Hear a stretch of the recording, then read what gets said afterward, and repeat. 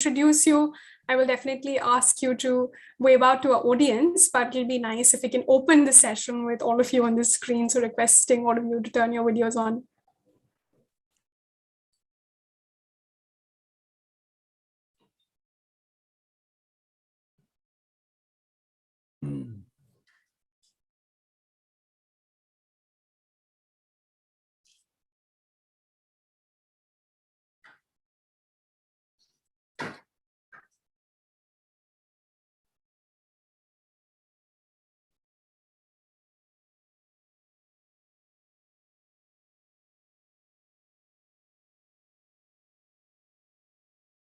Just wait for a minute or two.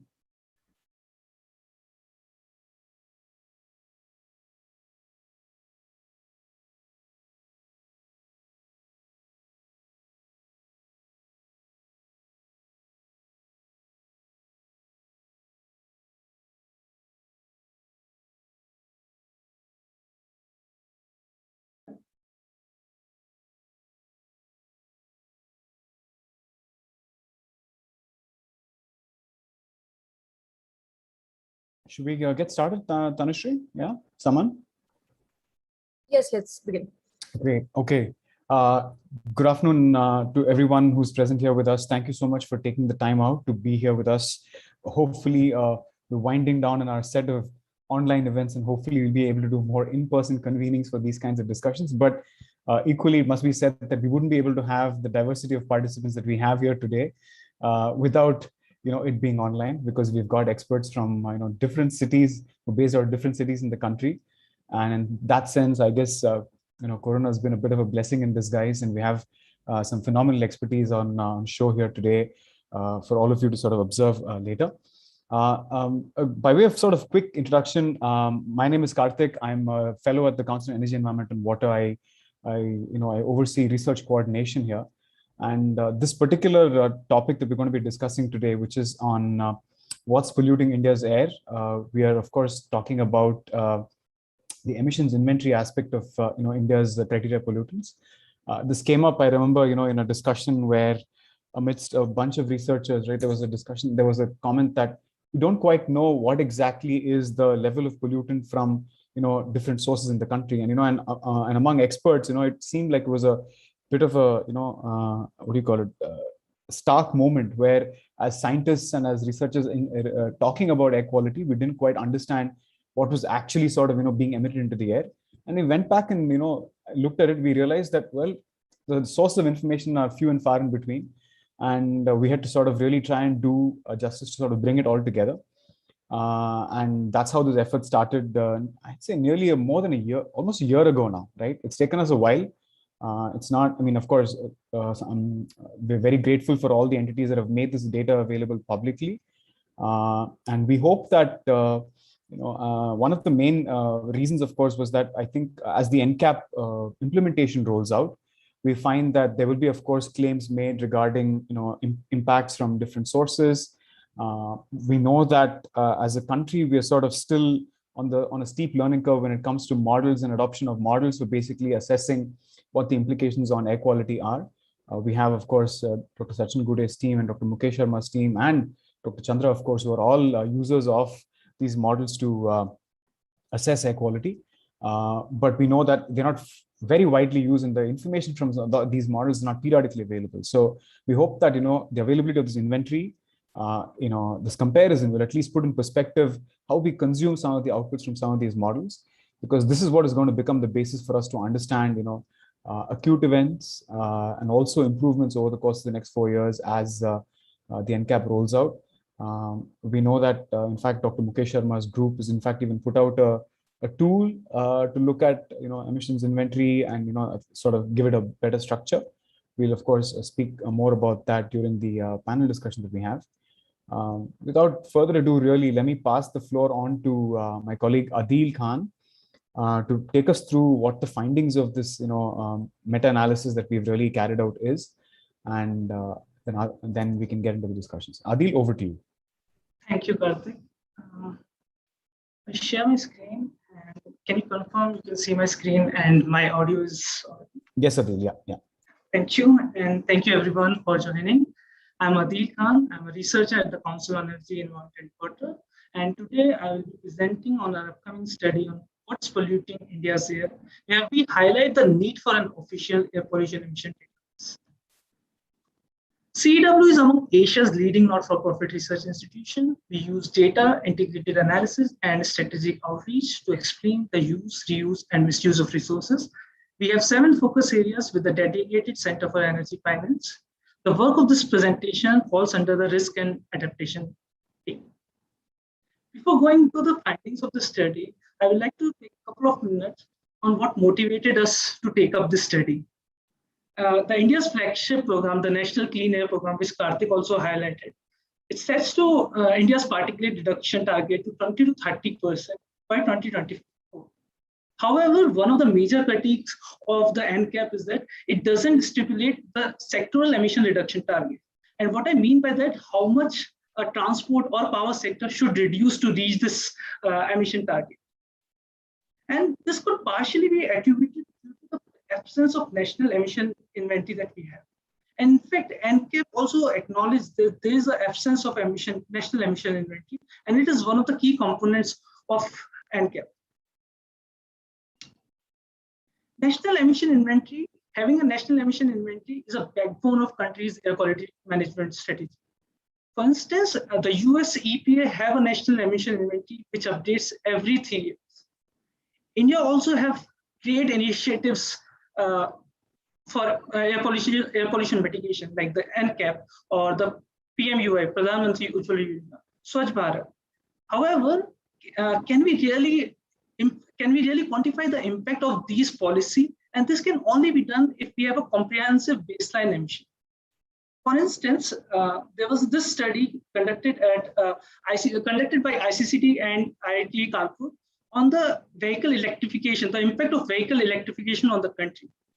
And in the study, they use the eclipse emissions for estimating the sector. And they use eclipse for estimating the emission estimates for transport. And for other sectors, they have used eclipse.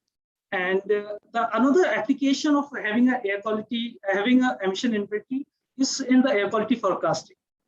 The SILAM forecasting model run by the IMD uses another global emission estimates called EDGAR, for which it is used for sending the early warning system for the high pollution episodes. Evidently, different research groups in the country uses different emission estimates for their research requirements. Therefore, we realize it is important to look at the estimates more closely. So in the study, we have compared multiple emission estimates. We have compared 3 global estimates and 2 domestic emission estimates. The first one we have used in the study is the EDGAR, which is managed by the European Commission. And this is also the same emission estimate which is used in the SILAM forecasting model run by the IMD. The second, we have the ECLIPSE, which is managed by the IASA. And this is also the same emission inventory used in the GAINS model. The third one we have is the RIAS, which is managed by the National Institute for Environmental Studies, Japan. Now we have 2 domestic emission estimates. One is by SMOG, which is managed by IIT Bombay. Finally, we have TERI, which is managed by the Energy Resource Institute. Now, we wanted to see how the emission estimate from these emission inventories compare with each other. So we started by looking at the numbers at an aggregated level at a national scale. And we found that the variation in the different emission inventories for different pollutants vary up to 37%. And if we look closer into this figure, for the PM2.5, we see the smog and TERI emissions are comparatively higher than other global emission estimates. And this is due to the fact that these emission inventory have urban fugitive dust as one of the sectors in the case of PM10, we see TERI emission estimates are comparatively higher than other emission estimates. And for the NOx and SO2, the numbers are relatively comparable. Now, these are the numbers at a national level. But now we look at the numbers at a sectoral level. So for this, we have taken 5 sectors. The sectors are the agriculture burning, industry, power, residential, and transport. Let's look at the numbers for PM 2.5. And all the emission inventory except TERI found residential to be a leading emitter for PM 2.5 with a range from 1,940 to 3,200 kiloton per year. However, TERI estimates industry to be a leading emitter for PM 2.5. In the case of SO2, power sector were observed to be a leading emitter with a range from 3,650 to 6,700. However, smog estimate industries to be a leading emitter. In the case of NOx, power sector and the transport are the leading emitter, with the transportation NOx from transport range from 1,515 to 3,200 kiloton per year. So we see there are variation in the estimates at a sectoral contribution. So we look at this, how much are the variation at the sectoral contribution to the pollution load. Again, in the case of PM 2.5, we found residential is a leading emitter with the contribution range from 27 to 50%, followed by industry, which contributes in the range of 21 to 38%. In the case of NOx, power sector is the leading emitter with a contribution range from 24 to 43%, followed by transportation, which is in the range from 20 to 39%. In the case of SO2, power sector is a leading emitter with the estimation with a contribution range from 44 to 62%. I would like to highlight 44 to 62% are coming from just the power sector. And this followed by industry, which is in the range from 32 to 53%. It is important to note that power sector is a leading emitter for SO2 and NOx. Also, when these SOx and NOx mix with the atmosphere, they form particulate matter, secondary particulate matter, and contribute indirectly to the particulate matter concentration. Finally, in the case of CO, residential is a leading emitter with a contribution range from 40 to 60%, followed by road transport. Note that these numbers are at national scale. And if we zoom into, let's say, a specific state or a city, the sectoral contribution numbers can change. For instance, in the previous study that we have done, where we looked at what's polluting Delhi's air, we found transport to be a leading emitter for PM 2.5 in Delhi. Finally, we explored how state-level emission estimates vary across the 5 emission inventories. And we found UP and Maharashtra to have the highest PM 2.5 burden. And this could be highly due to the high population, and this could be due to high population in these states. And also in the case of UP, we found that this is mainly due to high use of solid fuel in the household. What is also interesting is that the Maharashtra and UP are among the states with the highest number of non-attainment cities. Interestingly, in the case of TERI emissions, we find that TERI estimates Gujarat to have high PM 2.5 burden, which is due to the large presence of large number of industries in Gujarat. So we know there are uncertainties in the emission estimate across the emission inventory, but we know enough information to act, but we don't have enough information to measure the impact of the policy intervention that we have taken. So what we know that the industry sector is a second leading emitter for multiple pollutants, including PM 2.5, NOx, and SO2. Power sector and industries together account for greater than 40% for NOx emissions, and for SO2, it contributes greater than 90%. Residential sector is the leading emitter of PM 2.5, but emission from the residential sector cannot be addressed with just policy intervention. Behavioral interventions are equally important in the case of residential sector. Also, residential sector is the toughest to mitigate and also puts a burden of abatement on the poor.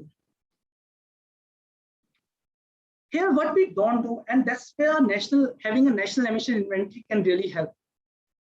First is extent of emission reduction required across the sector to meet the NCAP targets. Second is having an impact of policy and technological interventions on the emissions. And we know if with the national emission inventory, we can know these things and we can model the uncertainties in the estimates. Finally, what are some of the steps that we can take to reduce those uncertainty in the emission estimate? The first one is assessing the representativeness of the existing emission estimates. And for this, the National Knowledge Network formed under the NCAP can play a critical role in identifying which emission inventories are more representative and how these can be improved and upgraded to reflect the Indian's emission scenario. Second is we need a standard reporting format for sectors like industries, power, waste management, and transport. Third, we need a periodic survey, primary surveys to collect data from residential, transport, and informal sector. Finally, most of these emission inventories are dependent on the activity and emission factor. Therefore, we need a comprehensive database of emission factor that can be used by the different research. And with this, I would like to present our vision for periodically updated emission inventory. With this, we can quantify the impact of various policy interventions that we have taken, like the PMUY or the electrification mission that we have. And this can also tell us how far and close we are from reaching our NCAP target or our emission reduction target. Thank you. And with this, I will hand it over to Karthik for further proceeding session. Thank you. Thank you, Adil, for that crisp presentation. I hope it gave our listeners a bird's eye view of the much more detailed assessment that's available in the study. And we also will have the compilation of the emissions inventory available for you to look at in the event that you're not able to individually tap into the databases that is referred into in the study itself.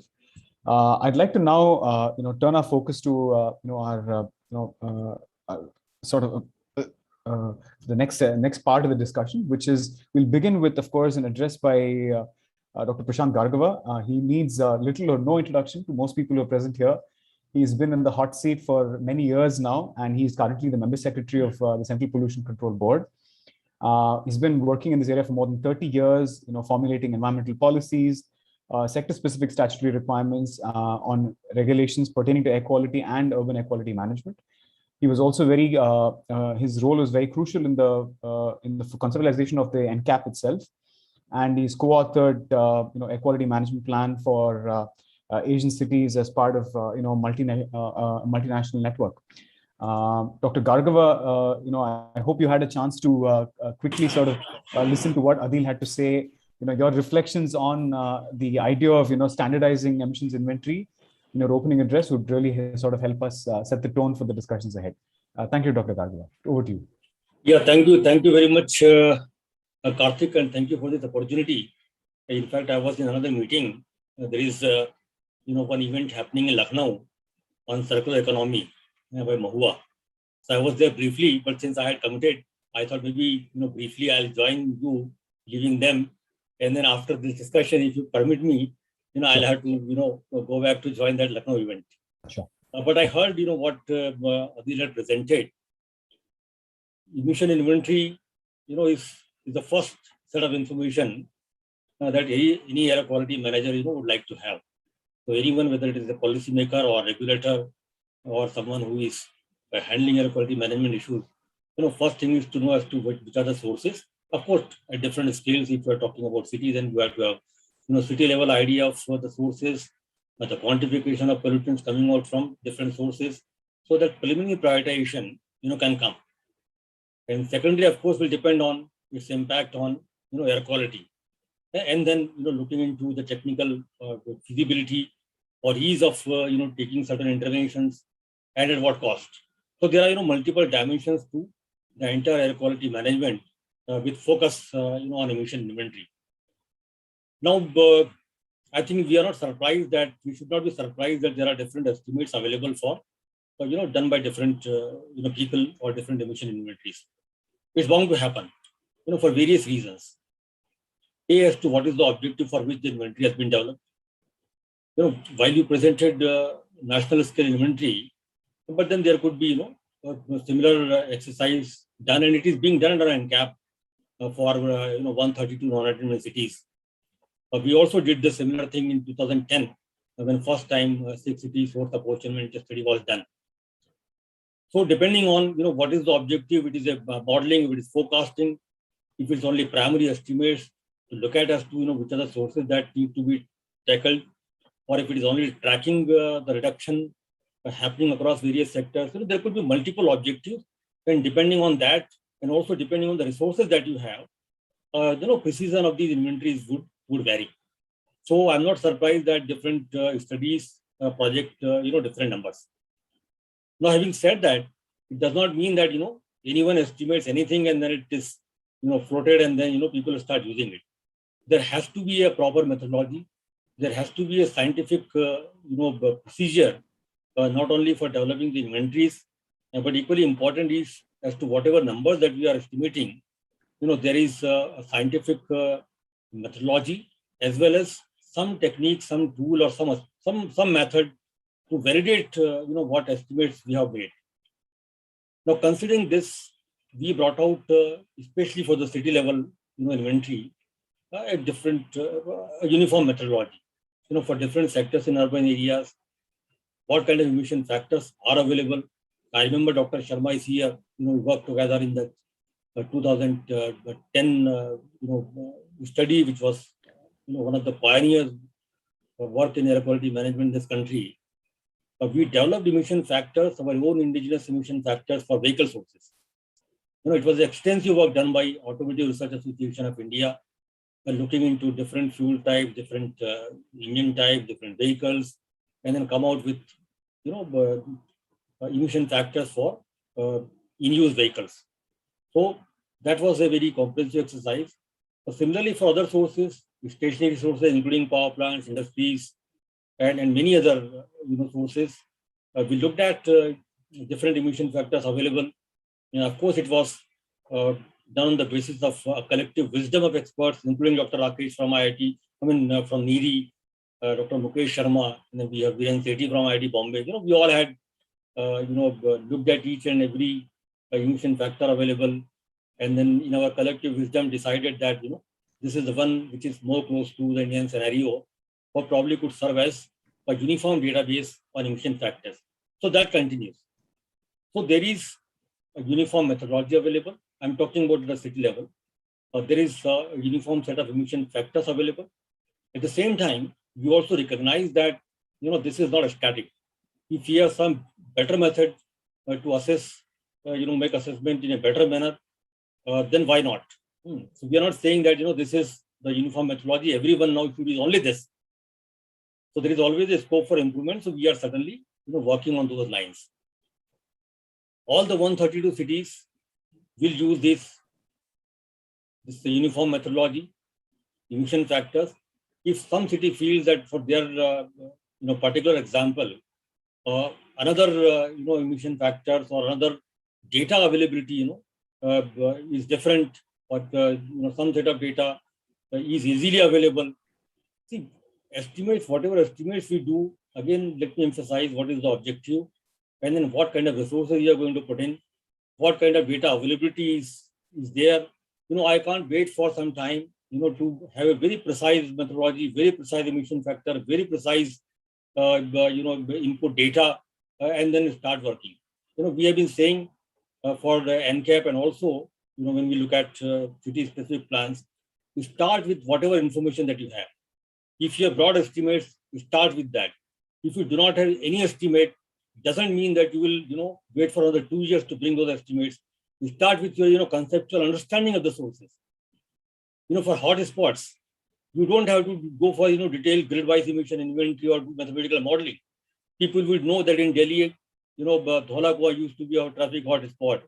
Anand Vihar is an industrial hot spot. Saibabad is an under. So you don't have to wait for this.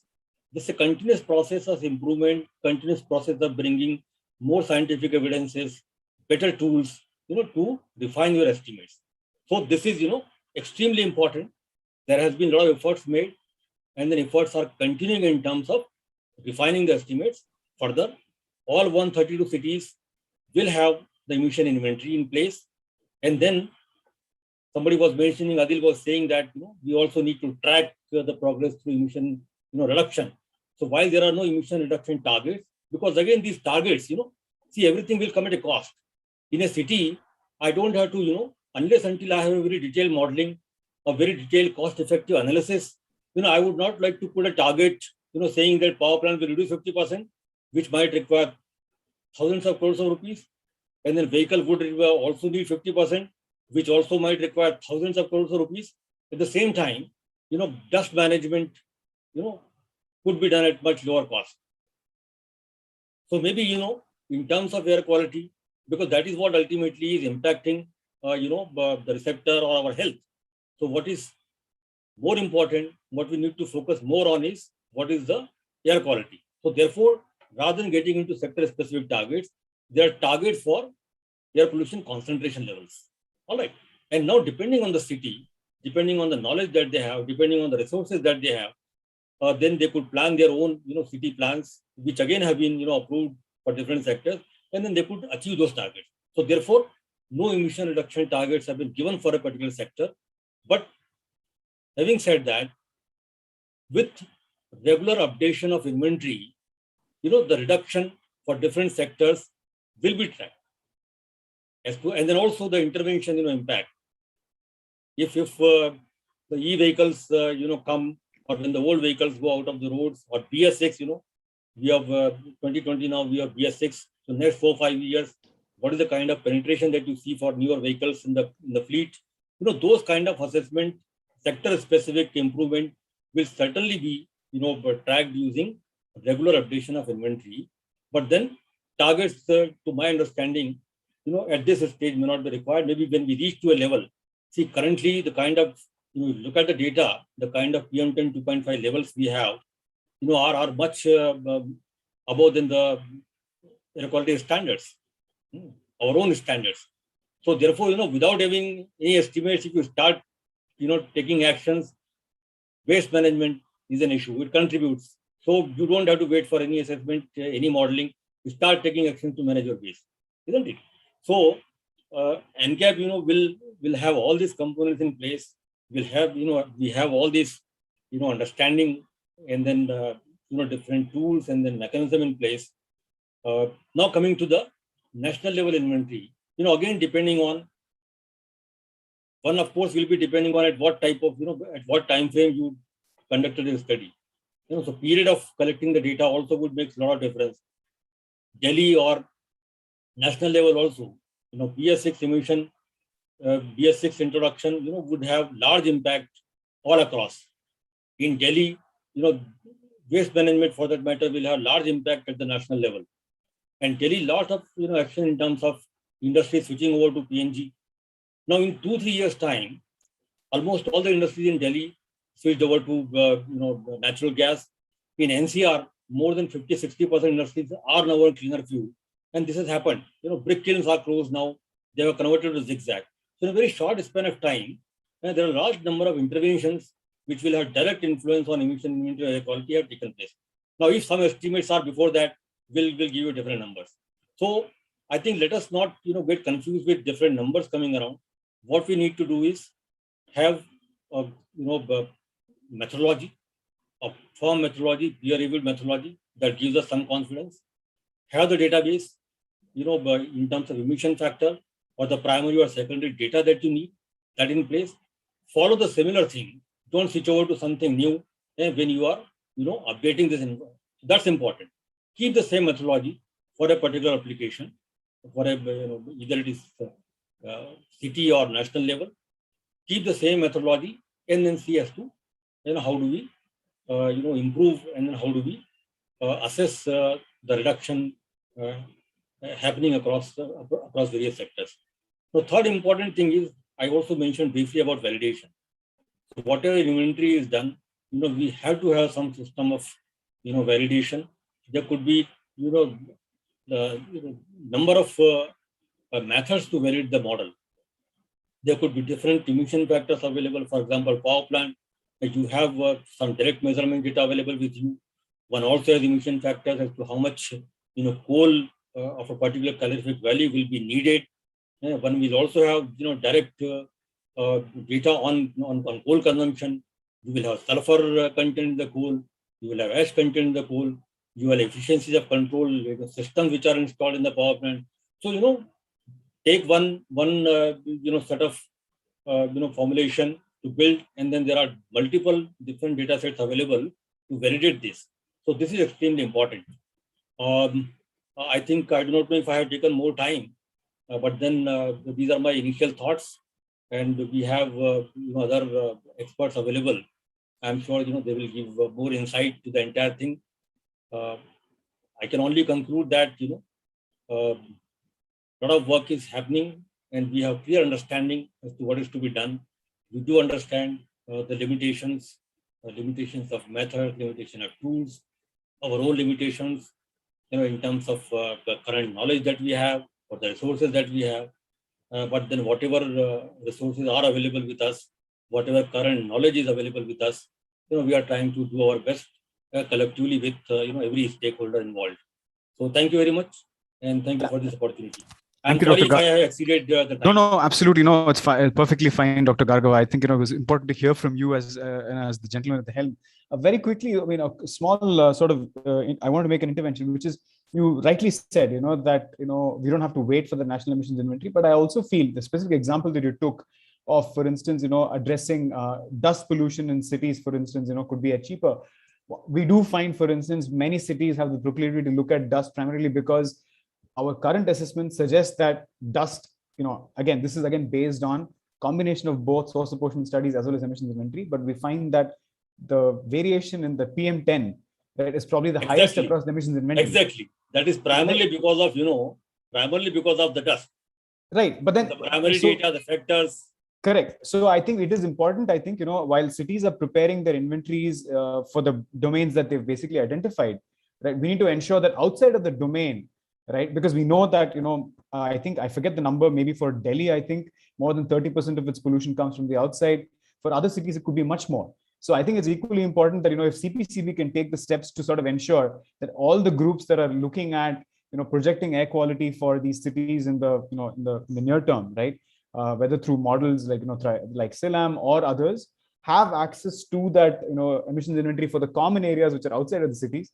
Because cities anyway, as you said, are doing a very detailed job, and hopefully that can all be then assimilated. But maybe for the domains that are not covered in the city inventories, if CPCB could sort of give, issue a guideline and perhaps, establish that common repository, right?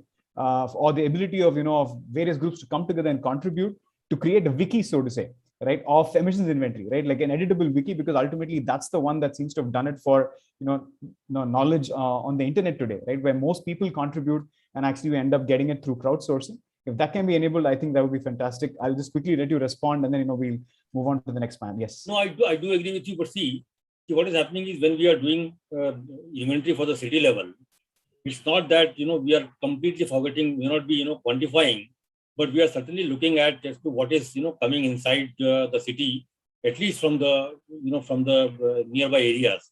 So if there are any source which is impacting, that certainly is being taken care when we are formulating the plan. But then national level inventory, again will be grid-based inventory. You will have 50 by 50 kilometer grid. So that kind of estimates would be available. But so looking into the impact which can come, from far across areas, not necessarily that immediate vicinity. We get, contribution of stubble from Punjab to this place. It comes from Pakistan, or, other side of the border also. Sure. So gets traveled. You have dust storms in Arab, and then it travels down to, to Delhi. So, that way there is no limit. But intervention, in terms of interventions impacting at city level, interventions taken at the national, at the state or regional level would certainly impact. So stubble burning, whatever actions are being taken, would affect, this part of the country as well. Delhi Sure. and then all surrounding NCR will also get, benefit because of contribution over there. Similarly, the national policy level interventions, power plant, all across, the FGD which is coming up, the SO2 norms which are coming up, and then kind of contribution that we look at, fine sulfates, this will have huge impact at the national level, bring down overall background level. So I do not know as to what extent is emission inventory when we are starting with city as a base, to what further, maybe around 10-15 kilometers, certainly one will look at, in terms of actions, even if they are not able to quantify. Similarly, for Delhi, when we started discussing about Delhi in 2016 and prepared this graded response action plan, for the, not specifically for the winter, but more focused action during winter, what we said was, while Delhi air quality was in question, we said all these actions need to be, done in the surrounding towns as well.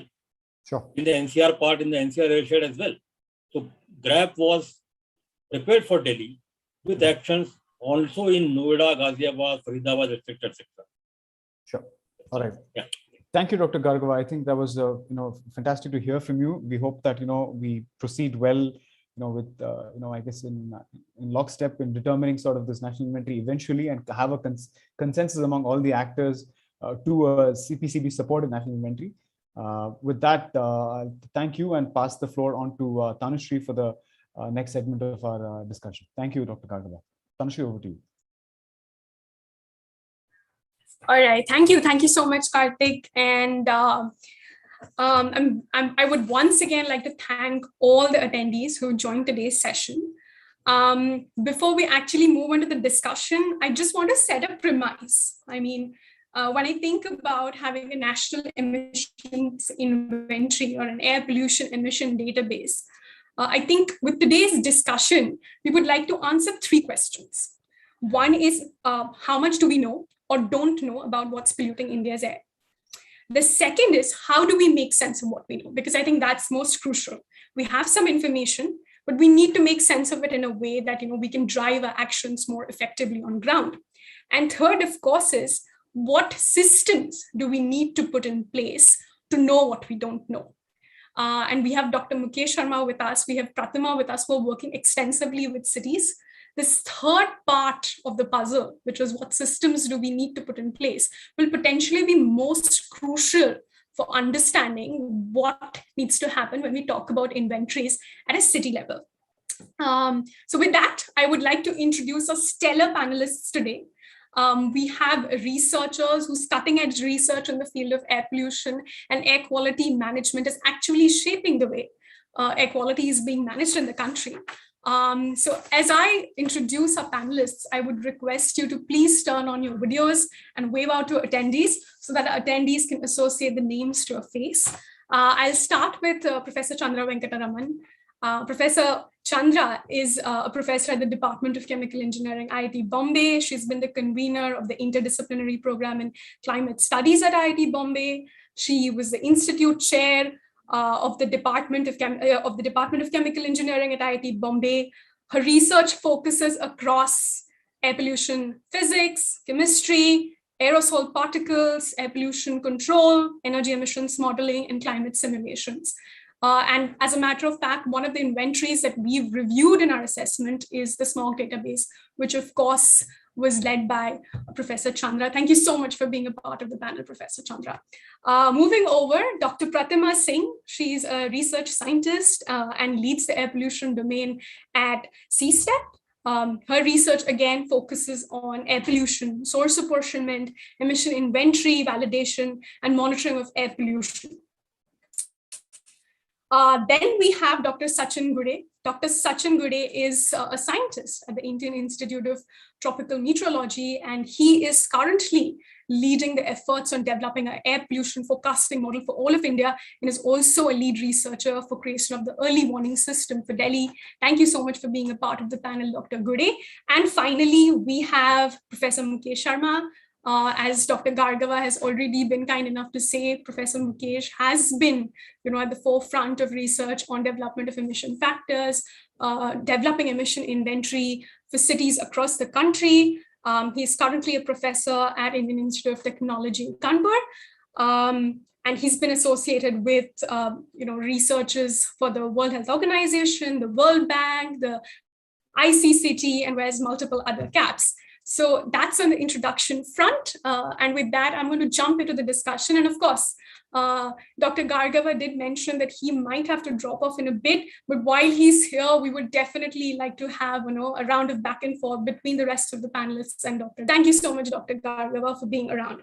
All right, so opening it up now, the first set of questions that I have are on how much do we know and don't know about the air pollution load in India. And I would like to direct my first question towards Professor Chandra, because as you may have seen in Adil's presentation, we saw that the emissions from the residences in the smog emission inventory particularly was higher than some of the other emission databases. So, and it does not really apply to just the residences. The bottom line is there are significant uncertainties across sectors, more so in the case of sectors where there is a reliance on biomass.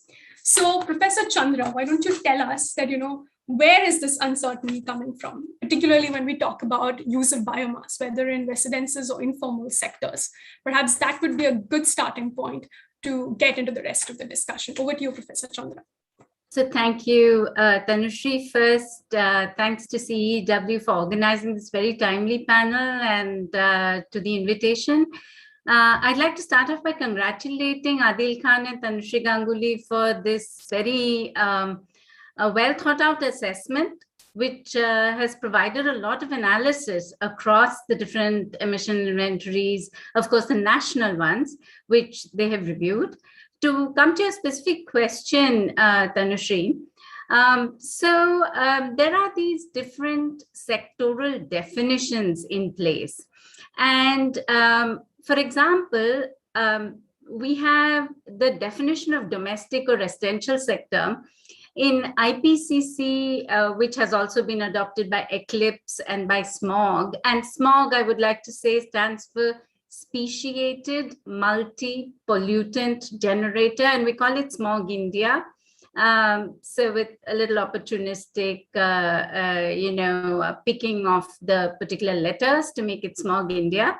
And so in this inventory, distributed diesel, which is diesel generator sets, agricultural pumps, tractors, etc., go into the domestic sector, same as is done in the IPCC and same as is done in the ECLIPSE inventory.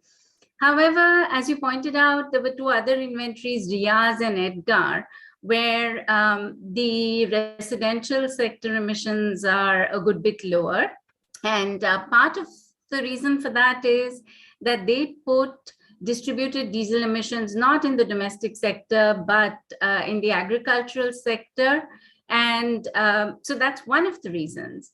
See, another reason in terms of, these informal sectors, as you were pointing out, the use of biomass in cooking, particularly cooking, water heating, maybe even space heating, etc., and kerosene lighting. The energy statistics used in the global inventories are mostly from what is called International Energy Agency, IEA statistics. However, we have developed a sectoral methodology for India. And because energy surveys, in rural areas are hard to come by, and we want to have a robust methodology, we essentially estimate emissions in terms of food consumption.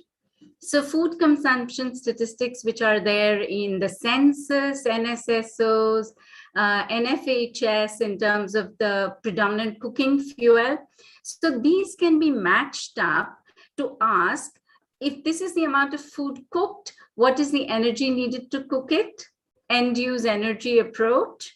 And then if this is the device and the fuel with so much of an efficiency, across different types of fuel users, therefore, what are the amounts of fuel? So we kind of arrive at it using our regional data coming from the food consumption side. We believe this is a somewhat more accurate way of arriving at it. And so some of these differences between global inventories and the SMOG India inventory arise from these sectoral methodology differences and the activity data or the fuel consumption in the domestic sector being somewhat higher.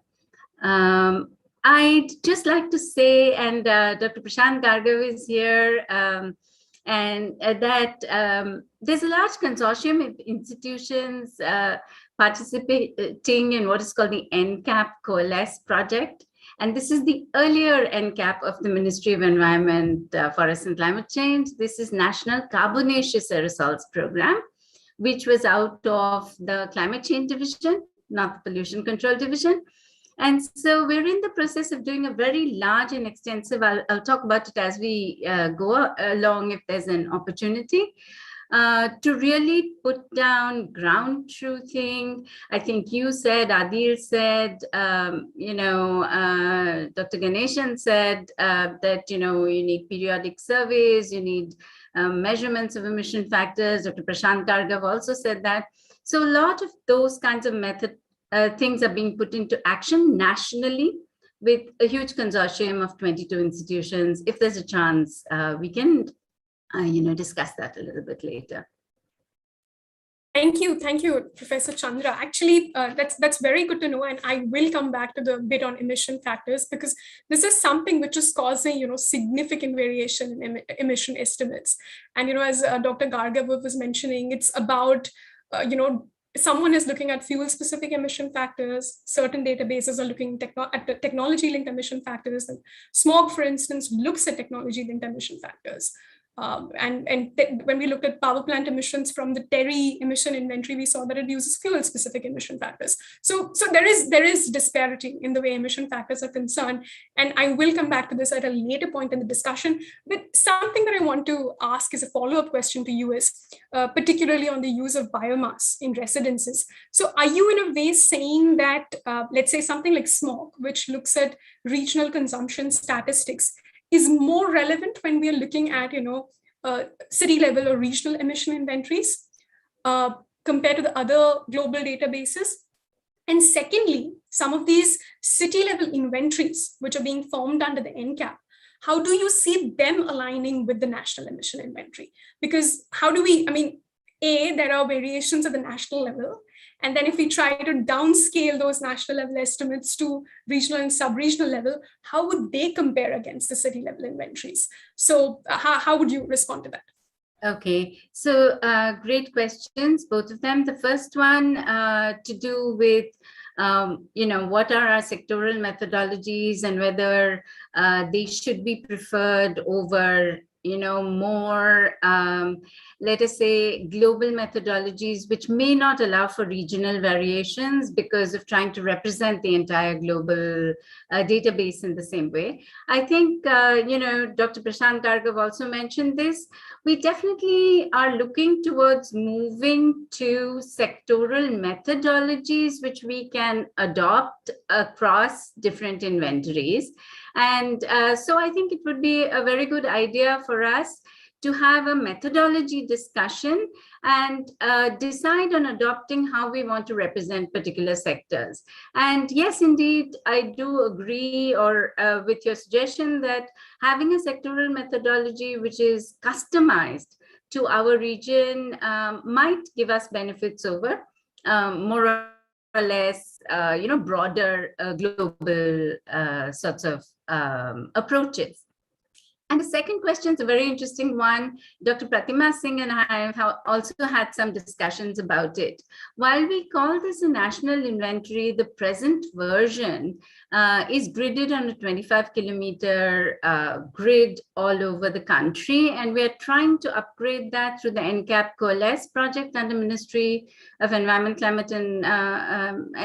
Forest and Climate Change to perhaps between 5 to 10 kilometers. So one of the things Dr. Pratima and I talked about was, wouldn't it be a great idea to do comparisons between the city grid and the emissions from a national inventory versus the city-based emission inventories that are coming up as part of the National Clean Air Program, both in terms of magnitudes, as well as, definitely some of the sectors, maybe commercial cooking, maybe diesel generator sets, maybe some of them are represented more enumerated more carefully in a city level inventory, while certain of the regional features are, better represented in a national inventory. So definitely both in terms of methodology and in terms of magnitudes, we should be looking for a convergence.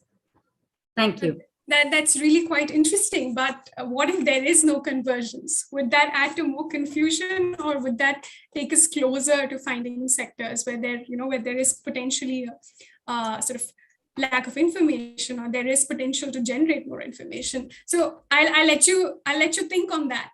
But what I'm going to do is I'm going to bring in Professor Mukesh Sharma here, because Professor Mukesh Sharma has actually been involved with a lot of city level inventories, particularly under the NCAP. So I want to understand from you, Professor Mukesh Sharma, not in terms of numbers, but in terms of challenges associated with collecting the data which goes into developing these inventories. Because like Dr. Gargava mentioned, it's also very important to periodically update these inventories. So periodic updation eventually falls back on how periodically data is collected from all sectors. So I would like for you to reflect on, what are the kind of challenges you've faced so far? And I'm sure that the challenges vary from city to city. So if you could perhaps share a few examples on how these challenges have sort of occurred, that would be extremely useful for all of us who've tuned into this discussion. And also, before you come in, Professor Mukesh Sharma, I'd really request all our panelists to turn on their videos, because that way, you actually get a feel of having an actual conversation. So requesting all our panelists to perhaps turn on their video. Well, all right. First of all, thank you very much for this nice topic and the discussion. And inventory is the key thing, as Dr. Gargava said, and there are quite few groups in India working on it. And also internationally, some are available. But just to make a little point here, I'm glad that we have not put forward our inventory. It would have caused more confusion or a little bit of more mess, actually, the things that you presented. But anyway, the inventory that we have done would also be out soon. And let me not speculate on those things, but that inventory would be out, and that would be on national inventory on 50 kilometer by 50 kilometer or half a degree or so. But let's not get about that, but let's get to your question. Challenges, especially in the data collection, it is sort of challenges in every bit of things that you do. In fact, like there's so much of uncertainty on the field that more time you spend, more people go out, then things tend to become slightly more accurate, But otherwise, you like, for example, in the cities, what we have found, especially in the state of Uttar Pradesh and North India, the dusty conditions are so frequent and so much of dust, both in terms of PM10 and PM2.5. That assessment itself is a huge challenge, actually. So that becomes, the road conditions are different, vehicle movement are different, the traffic are different, and road conditions vary from season to season. And in fact, sometimes immediately, what we have observed is immediately after the monsoon, people think the roads are cleaned. What happens immediately after the monsoon, the dust or sand or soil or whatever is there that is brought by the water onto the road, because that's how flow, the water has gone and the silt load has gone up immediately after the, some rains, actually. And we tend to believe that immediately after rains, the road would be very clean. So that is what is the first challenge, I would think, because the road lengths are quite a bit, and then the procedure of estimating the silt load is very complex, actually, and it cannot be done ordinarily. And because the procedure also requires not only the sampling at the ground, but also it requires, to go to the lab and do all kinds of sieve analysis and, and the drying and dry weight and all kinds of things. That is still a very big, uncertainty there. Second thing is the activity in terms of even the domestic cooking, actually.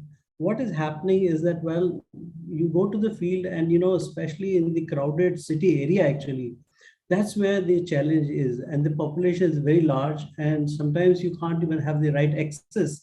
And people sort of, even if you try to get some information, see, the government data is available, but real situation on the ground is very different, actually. And when we go and the student try to go there, it's not easy. People don't cooperate, especially in a, like serious downtown area. And you simply do not know actually what they are burning, or either they have the LPG, they may not be using the LPG because of the economic reasons, even in urban areas, actually. So that itself becomes very difficult to get. And what happens, some cities have very, somewhat typical of its own operation. For example, people, there was a certain area we went there, and they were having a lot of, the huge amount of cables I saw there lying everywhere. I said, what is these cables are doing? They said that then we found out that they burn all these cables, which are the plastic coated, and the plastic burns out, and then they recover the, the metal out of it, actually. And that was a huge activity actually. And we can never think of that to be a source, for example, because you're specifically talking down to the urban area and things like that. So these are the challenges. The next one is the construction activities. No one is telling you what construction activities are going on. And therefore we have to largely we go with the satellite imagery rather than, like going to the field and trying to understand. And also one of the ways to handle is go to all the PWD, Bridge Corporation, municipal body, and go through their tender documents actually. That is one of the best way to get the data actually. And once they publish the tender document, then you know exactly well what they're constructing and where the tender is out, where the construction activities are starting. And the last point, is also the most of the cities now are having this, the metro construction, and we have no ways and means how to assess the emissions, especially from such kind of, assessment of these things. And vehicle kilometer travel is always a challenge, even if you try your best, which vehicle is going where and that sort of thing. But having said all these difficulties, but still we have to work out and come up with some sense of the inventory. That's important. So these are challenges, the huge challenges, but we somehow still work out our own methodologies to have the reasonable estimates. Thank you. Well, thank you, Professor Mukesh, for being so candid about the challenges which we sort of experience while on field. Just one follow-up question. So, given that you've talked about construction, then you've talked about construction of the metro, and then the peculiarity of sources. So, are you in a way alluding that our current estimates are actually underestimates of what's really polluting the cities? Because we still don't very well know what are the different kinds of sources. Would that be right to speculate? Yes, I would agree there. I would think that our estimates are really underestimated because there are many of the activities we are not able to cover, and then how far precisely you can go, how deep you can go. That also is your resources, manpower. So that is the issue. I mean, I think we are missing out on many sources, no doubt about it. Sometimes you will be surprised. Like since you're asking me about these things, I went to the Pollution Control Board and said, please give us all your constant data to us. We want to analyze in terms of this one. They themselves share with us that, there are many illegal industries operating and we cannot do anything about that. Why don't you make a report and assessment and say these industries are operating illegally? So, therefore, I would think that our estimates, especially even with a lot of efforts, I think we are hugely underestimating the emissions. There's no doubt about it. Actually, in my assessment, and then of course I would substantiate that when we run the dispersion model, even if we account for the outside sources or we think we keep the margin for that, our model invariably, in fact, most of the time, hugely underestimate by a factor of 2 to 3, sometimes a factor of 6. It means obviously, I understand in the modeling the other uncertainties also, but I think the emission is one thing that would show that we are underestimating the emissions, no doubt about it. This is very interesting. So what we have right now is that our estimates vary, and albeit the variations, they are also underestimates. So this is very interesting, and we'll perhaps come back to this again because the word that I heard in both Professor Chandra and Professor Mukesh's interventions was informal. So this informal usage of fuel, whether it's usage of biomass, whether it's informal industries, this is a significant contributor to India's emission load as well as the emission load across the cities. And perhaps during the course of this discussion, we'll try and figure out how best can this source be addressed. With that, I will actually move to Dr. Sachin. Now, something very interesting that Professor Mukesh actually mentioned was about the peculiarity in each city. And I know that the early warning system currently exists for the city of Delhi, and then it also exists for some parts of Indo-Gangetic Plain. And if I'm understanding correctly, right now, it relies on a global emission database, which is the Edgar emission database. So I want to understand from you, Dr. Sachin, how does this usage of this global emission database actually impact our model concentration? So how close are we to actually being able to simulate? When we're talking about air quality forecasts, we want to be as close or as true as we can to reality so that actions can be taken in advance. So I would really like to hear from you.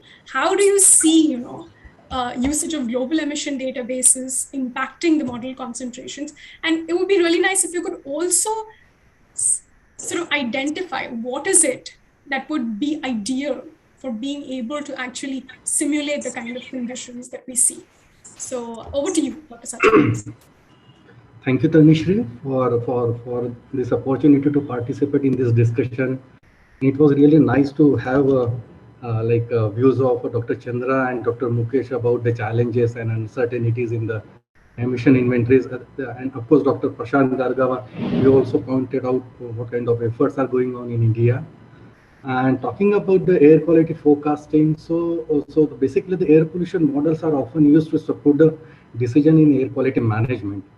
And the model provides a tool for conducting a comprehensive analysis of a given environmental policy in order to explore the potential strategies. And these global emission inventories or regional emission inventories are either used for policy purposes or for scientific purposes. And the reliance of the global emission inventories depends on the type of modeling application you are interested in. For example, if you are trying to understand the intercontinental transport of air pollution or regional dispersion of pollutions, wind-blown dust, or regional distribution of transport of pollution, this is still useful. This is still useful for the pollutions and border policy action. But we faces real issues when these emission inventories are used for urban air quality modeling or urban air quality forecasting, where we need a fine details, where we need exploring potential strategies to reduce the emissions, eliminate violation of air quality emissions, or estimates or reduce the pollution exposures on the citizens of urban areas or like metropolitan cities, or to have a decision support activities for air quality management. And here then the real issues come. So we have been running this air quality forecasting for Delhi for quite a long time, 3 years of period. And when we started with the EDGAR emission inventory. And so what we noticed that even after using EDGAR emission inventory, a lot of data assimilation, satellite data assimilation, model data assimilation, still the forecast was not up to the mark. And then we thought it is a problem of emission inventory, particularly for the metropolitan cities like Delhi. And then we come up with our own emission inventory with very high resolution. And then we realized that when we have a little more accurate emission inventories for a city, having more activity data, more information and local emission factors, then we actually do see improvement in the air quality forecast. So this kind of refined emission inventories are very much needed, and without which we cannot go for a city scale management. For example, recently we have also developed a decision support system for Delhi, which gives you the source information, which source in Delhi is contributing to the air pollution, like transport, how much transport is contributing, how much other sectors or industries contributing, or how much other regions like 19 surrounding districts around Delhi is contributing to the air quality in Delhi. So we have developed this system using TERI's emission inventory, and we need to rely on that emission inventory because we right now do not have more accurate emission inventories or more accurate emission sectors, and certainly that will affect the air quality management. But as of now, whatever information we have in hand, so we could still go for the policy driven actions depending upon finding out how much and which sources are contributing in what magnitude. Yes, so emission inventories, we need to bring down the uncertainties in emission inventories, particularly when we talk about the cities, non-attainment cities, to have a meaningful policy-driven actions to mitigate the air quality in cities. Two very interesting points, Dr. Sachin. So one is you're saying that there is no dearth of effort which goes into acquiring information for refining these emission estimates. That's of course one. And also, I mean, in terms of, how should we, the second one, of course, was about reliance. So I really like the point that you made about, now that we have the TERI emission inventory, the instant response is to rely. But how do we evaluate whether that's representative or not? I mean, I'm going to go around the panel to ask this question, but I want to hear some initial thoughts from you. So is there an over-reliance on an existing emission inventory, or when you are actually using that inventory, to model air pollution concentrations? Are there some checks and balances which perhaps you could perform?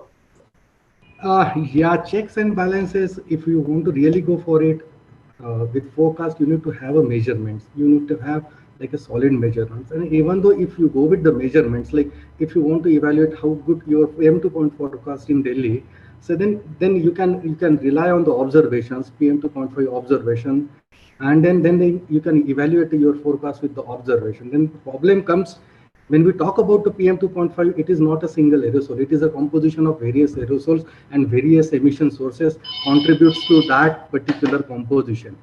And then again, to evaluate the sources, the sectors, then you need that kind of like source related emissions also. And that is a need of our, and I guess Dr. Mukesh Sharma is coming up with that particular proposal to have source-related measurements to evaluate the contribution, and that will also be very helpful for the air quality forecast analysis. This puts me on the wall a little bit. So are we saying that the only way to validate emission inventories is through on-ground measurements? Because that, of course, applies to a city like Delhi, which is a dense monitoring network. But how do we then validate it for other cities which don't have, as dense a monitoring network? Again, I will pause the thought right there. Okay. And I'll come back to the rest of the speakers on this particular question, evaluating and validating inventories, because I think that looks like the most challenging aspect, especially when we are seeing such significant variation in estimates by different research groups. I'm going to quickly bring in Pratima. Pratima, you're actually working with a bunch of cities. I know you work with Bengaluru. I know you're working with cities in Bihar. I want to understand from you a little bit, like, how do we get the regulatory community into this process? Now, Dr. Mukesh has very, articulately identified the challenges which are associated with the data collection process. Now, I want to understand from you, how do we bring in pollution control boards to help collection or facilitate collection of some of these data points? That's, of course, one. And the second is skilling. Where do you see the primarily skill gaps in the regulatory community? Because I understand that right now, the way the NCAP, it just came out in 2019, and the institutes of repute have come together to put together this emission inventories. But is this the model that India is going to follow? Where do we see the state pollution control boards coming in? So over to you, Pratima. Yeah, thanks, Tanushree. Yes, so in a way, you have already answered the first question, that how do we bring the PCBs in the picture? So under NCAP, we all know that National Knowledge Network has been formed, various IORs have been identified for these various cities. And with the kind of target that the National Clean Air Program has been setting up for these cities, even for providing the financial help, they have to, achieve intermediate targets, and then only they will be allocated funds. So for that now, most of the PCBs, they are, trying to up their game in terms of understanding the scientific aspect of building an emission inventory. Till now, based on my interactions, what we have understood that for PCB or the line departments, emission inventory would be what is the share of transportation, what is the share of dust or industry or construction, that's it. They never try to delve deep to understand what are the activities within these sectors which are contributing to the emission load. Because now when the PCBs and the urban local bodies are asked to prepare a micro level action plan for the city, this understanding of the sectoral activities comes handy for them. So, and it's not only the Pollution Control Board who is responsible, because Pollution Control Board is a regulatory body, we all know that.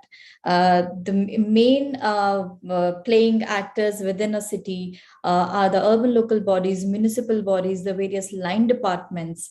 And surprisingly, these line departments or the urban local bodies, they do not have any understanding on the subject. As Professor Mukesh also mentioned, that there are sectoral challenges, but when we talk to the transportation department, they are busy with, infrastructure development or potholes or something else. Air pollution is never in their agenda. Similarly, for the solid waste management also, for them, they have a list of activities they need to do it on regular basis. But how their set of activities is impacting the overall emission of the city is never considered. So these are the areas where we definitely need to build capacity of these various line departments, technical people who are associated in this department, and with the IORs being identified, urban local bodies being identified within the city, there is some push from the PCB and from the CPCB also, that these people understand the subject, they understand what their departments or the activities contributing are, and they work towards it. So in a way, the process has been initiated, and I am sure we are not going to achieve it in a day or so. It's going to take time, a year or so, I am speculating, for these departments to understand what an emission inventory is, how it's going to help towards the identification of the interventions, and also towards the preparing a strategy and the implementation. So it's still a long way for all of us, but then we have already started. Very interesting points, Pratima. So what you're saying is that pollution control boards, which are responsible for developing the plans, what they're interested in is the sectoral contributions. And the agencies which are actually required to furbish the data, they potentially don't really understand the problem as well as the PCB. So there is a clear disconnect. Now, I mean, I know this was not a part of the briefing note that went out to the panelists, but I really want to know from Professor Mukesh Sharma, what if we were to have a standardized database where every line department is sort of, reporting some of these data points which are essential for putting together the inventories? By how much do you think that would cut down your time of putting together the emission inventories? Because what we're hearing from cities across the country is that even creating an emission inventory ends up taking a lot of time. And when we are talking about periodic revisions to emission inventories, this process needs to be expedited slightly, perhaps. So what if we could, institutionalize this standardized database for departments to report? To what extent do you think that would expedite the process of putting together these city-level inventories? Actually, that question is both for Professor Sharma and Pratima, and Professor Venkataraman. If you want to come in, you can come in as well. Well, I mean, this is the key point. I mean, how do you standardize how people are involved, how they are putting up their data in the database in the required format? But will the people come forward? Will they do it? But this is what you have said is the keystone for the inventory actually. If we can make the system, if people are sincerely putting the information, if the people are cooperating, then a lot of efforts can be reduced actually. This is ultimate thing, like to have this thing, even give them the database, actually create a database and let them put the information, so that is extremely important. That will solve a lot of difficulties, a lot of problem, running the personal trips. And also, the thing is that they would be so sensitized in the process, they'll be updating the information, and they would also be keen to show, well, look, my emission was so much, or my activity was so much, I have taken such and such intervention, and therefore I become better. And so that also, the positive feedback also have to go to the people that, look, if you have done something, here are the important results that will come out. So the procedure or the database should be there, and the procedure for the estimating the inventory should also be standardized as that you have been raising. See, I'm of the firm view, these emission inventories are largely the estimates actually. What at the first level, what we want is, well, everyone wants accuracy, but I think more than accuracy, I want the precision. Like if you do it, or I do it, or somebody else is do it for a city's inventory for the same city, then that outcome should be the same actually, regardless of the person doing it. Then only we can compare the emissions, and then only we can compare the reduction within the city and across the cities, or across the whatever activities, or across the sector for that matter. So the standardization, both in terms of the data collection and also the procedure part. Okay, forget about it. I did not be hugely accurate. After all, these are the estimates, but there should be precision in the inventories that come out. Actually, very interesting. So precision over accuracy. Actually, that brings me to my next question for Professor Chandra. May I comment on this one? Sure, absolutely.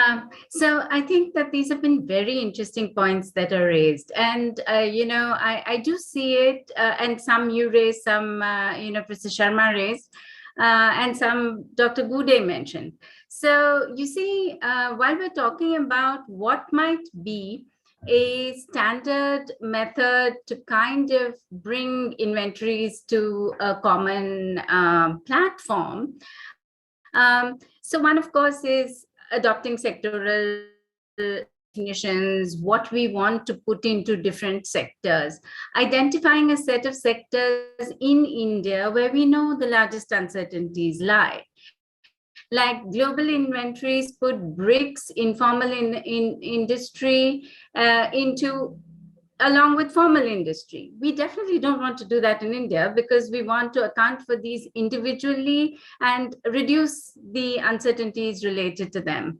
Then the second one is, as Professor Sharma was saying, but we need to have an exercise where we declare and evaluate what are the sectoral methodologies.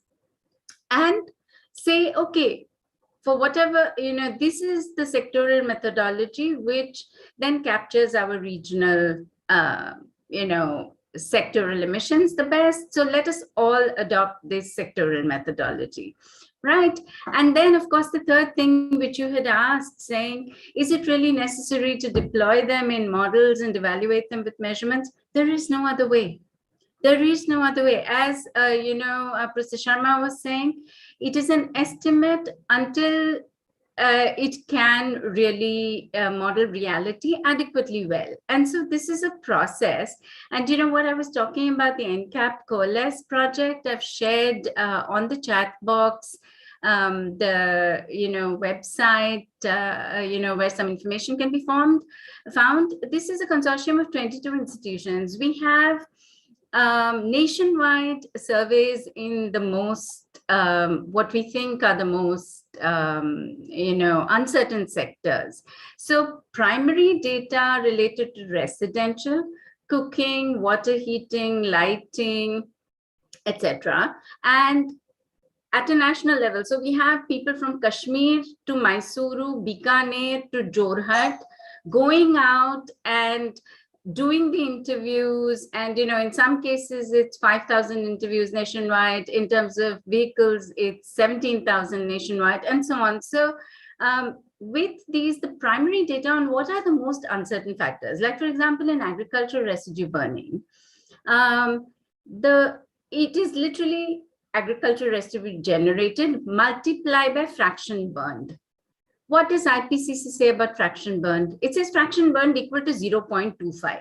I don't care whether it is wheat, whether it is rice, whether it is sugarcane, whether it is something else. Now, these are the kinds of data which our boot on the ground, going to the farm level, going to the residential level, are trying to put together. So that is the primary data. Then, of course, we're doing it in of the order of 60 districts, but we have 660 districts. So what do you do then? You use a regression modeling approach to be able to model these key factors using secondary data that are available across the districts. For example, socioeconomic indicators, for example, amount of crop production, for example, the amount of area under agricultural production, etc., and then come up for these uncertain sectors with watertight methodologies. And then, as Dr. Ghude said, we have an observational network, which is also north, south, east, west, pan-India, run, for 2 years with full PM 2.5 measurement and chemical speciation every alternate day, 2019 and 2020, unless we generate these data sets and run models. And that we're doing a suite of what are called GCMs, global general circulation models, and RCMs, which are the chemical transport models, dispersion based, not dispersion, they're actually chemical transport models, to evaluate what's different among the models. For example, this whole idea that dust is so important, dust is generated online in models, which take wind speed, soil characteristics, and kick up the dust. The largest variability among models is in natural dust estimation. So, and as you were asking, I think that it's not a lost cause. We have to interrogate the system with every tool available, listen carefully to what the results are telling us, and we will, eventually reach convergence. But there is no easy sort of way out. I'm sorry I took so much time, and I'll mute my. But that was a terrific point about, interrogating all possible systems to find convergence. And I think that that's going to be a key takeaway from today's session. What I'm going to do is I'm going to do something non-traditional. I will sort of go around the panel asking for their key highlights from the session before we close the session. But before I do that, I'm going to quickly bring in Pratima here. Pratima, we heard Professor Chandra actually talking about this exercise, which is being done under the NCAP Coalesce project, where, where we have boots on ground from Kashmir to Kanyakumari and up to Jorhat. But you are the one who's interacting with the state pollution control boards. Do you think the pollution control boards are looking for that kind of detail when we are talking about emission inventories? So as I mentioned, that there's a lot of pressure from CPCB for the cities to prepare a micro action plan. So for preparing such plans, yes, they definitely are looking at such detailed activity level information for the cities. And somehow there is a new energy, I think, within the PCBs these days, that they do not want an emission inventory based on the secondary data that is available on the reports or websites. They want you to carry out primary surveys and collect data, and based on that, they want an information for their city. So this is something that I have observed from a couple of PCBs in the country. And they are trying to reach out to the respective IORs to, conduct and validate the kind of information they are gathering, and then only prepare, action strategies and submit it to them. So definitely, yes. That you leave us with a very exciting and optimistic point. And with that, I'm going to, go around the panel asking for the key highlights from the discussion. I have a bunch of them. So I'll start with Dr. Sachin Ghude, actually. Dr. Sachin Ghude, if you could perhaps, share in 30 seconds your key highlight from today's discussion. Yeah, so the key highlight for me is like to have a consistent and connected data set. We should have, like, if there are a number of research groups, they are doing emission factors calculations, but those are not accessible. If you have a common data set for all activities, for all the emission factors, and for all database, then that will be that could be a very useful for the researchers who are involved in emission inventory development. And I like idea of Karthik about wiki. So that kind of open source information, if anybody is doing something and they can put on the wiki their findings, then that will be a very good information for the emission inventories. Yeah. Terrific. Thank you. Thank you so much, Dr. Ghude. Moving on to Professor Sharma. Well, undoubtedly, I mean, that one main thing has come out, even from including Dr. Gargava, is that, well, emission inventory is a fundamental step and fundamental requirement. Actually, that has been said, and that has really come out. Better it is, better inventory, helpful for everyone, even to evaluate what actions have been taken. But I think I would put the whole thing into three sort of sections, if I could. One is that we need the national inventory that we have talked about. That probably can be based on the secondary data, that can be based on very broad information. Then I think we should come down to the regional level, which should be slightly more precise, and come down to the city or district level or city level, that should be more precise actually, because that's where you're taking a small level. So, even for the policy, actually, that policy you take at 3 levels. You take the policy at the national level, at the regional level, and the local level. So local level, you need very precise information to take the local action. At the national level, because, that national level thing can be entirely for the country. So you need very broad information, broad inventory, so take a larger Right. basis. And regional level, precise or accurate at the local level. Yeah, it has to be. And, sort of airshed or the regional or sub-airshed, we need the regional information where the, group of cities come together and we say, well, we are responsible for each other. So that is kind of 3 kind of categories of the emission inventory we require, where the precision and accuracy should vary. Thank you. Thank you. Thank you, Professor Sharma. Professor Chandra, your take? 30 seconds, please. Okay, yeah. So methodology. We need to first converge on those. The second is right now we're making emission inventories. We're just very, very laboriously extracting data from government reports. We need a Government of India repository of data, which all of us can, pull into whatever calculation we're trying to make.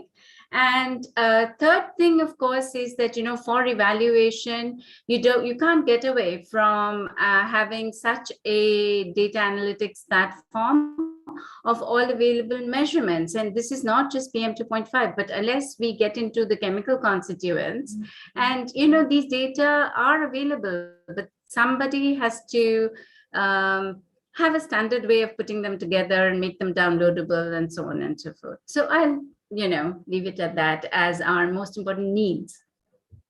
Terrific. And finally, Pratima, your final words. Yeah, I definitely agree with what Dr. Chandra said, methodology. So we definitely need sectoral methodology and understanding. And apart from that, I would want that we bring in the urban local bodies and the line departments into this nexus along with the PCB, so that they start understanding the subject and it becomes easier for the city officials towards implementation and ultimately achieving the NCAP target. Thank you. Thank you so much, Pratima. This has been an extremely exciting discussion.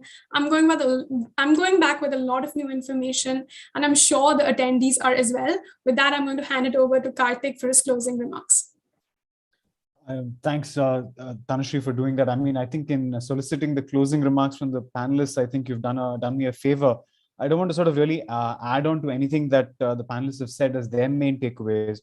But, the questions that really arise for me are, we're spending a lot of resources when it comes to having 130 cities do their emissions inventory. The existential question is, what are these cities actually going to do, right, once they actually get their hands on this inventory, right?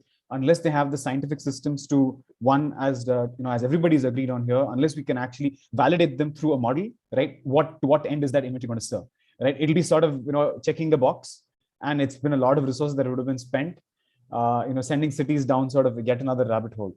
The most important thing I think is, which again the inventories agree on, despite the differences, is we know that the key sectors that are known to sort of be the egregious emitters are identified well in all of the emissions inventories, right? Which means that there is enough information for everybody to go after them.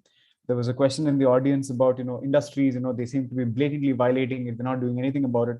Unfortunately, having more effective emissions inventory is not going to change the level of violation. I think for that, we'll have to go into the monitoring systems, right? Ensuring that data is more transparently available, which can feed into emissions inventory. But today, you will find that a bulk of the states don't even have a functioning SEMS portal where you can actually access the data with regard to what the industries are actually emitting and what the standards are. So I think it's a good starting point, but I think at the end of it, you will see here that pretty much everybody here on the panel is an academic, Pratima included. Of course, she's a policy practitioner, but at the end of the day, she's Dr. Pratima Singh, does a lot of academic work. So which means that, I think there is, the interest in this is coming from the academic community, right? I'm hoping, we obviously tried, we obviously are trying to sort of, get the pollution control boards and others interested in this, in the ideas, but we hope that they will be able to sort of, take up, the emissions inventories, do these, do this validation checks, and ensure that they can effectively use these, right, as measurements for how pollution reduction happens. Dr. Sachin is in a very timely way shared the forecast that, for instance, IITM is going to put out or has been putting out. Dr. Sachin, I would appreciate it again, in the interest of, you talked about Wiki, if you can have this forecast available in a downloadable format for us to again compare, right, how it performs vis-a-vis others, would be fantastic, right? So again, I think, many of us, I think, really looking forward to institutes like IITM and IIT Kanpur, because you're so closely involved with the NCAP process and all of the measurements. So we hope, that more information becomes available as Dr. Chandra has requested. We'd be more than happy to partner with anybody here to increase that level of transparency. With that, thank you to everyone who's patiently been with us for an hour and a half and for a very enriching discussion. Thank you once again to everybody and all the teams that put together this fantastic session for us. Thank you. And thank you to CEW for hosting this. Thank you, Dr. Chandra.